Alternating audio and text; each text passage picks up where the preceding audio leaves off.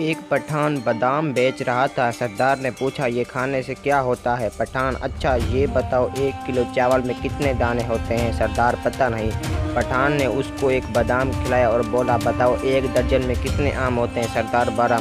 पठान, देखो दिमाग तेज हो गया ना। सरदार, 2 किलो दे यार, ये तो बहुत ही काम की चीज़ है। बीवी, आप बहुत मोटे हो गए हो। पठान, तुम भी मोटी हो गई हो। बीवी, मैं तो माँ बनने वाली हूँ। पठान, मैं भी तो बाप बनने वाला हूँ। पठान अपने दोस्त से, जब मेरे बच्चे होंगे तो मैं एक को लाहौर और दूसरे को पिंडी छोड़ाऊंगा। दोस्त, वो क्यों? पठान, कल टीवी पर बता रहे थे बच्चों में वक्फा ज़रूरी है। पठान, लाइट नहीं है तो कम वक्त पंखा ही चला दो। बीवी, आखिर पठान ही हूँ ना, अक्ल तो है ही नहीं। पंखा चला दिया तो मोमबत्ती बुझ जाएगी, फिर क्या करोगे अंधेरे में? पठान से इंटरव्यू में पूछा गया, आपको कितने सालों का तजर्बा है? पठान, 3 सालों का। वैसे 2 साल भी हैं, मगर हमने उनको हाथ भी नहीं लगाया।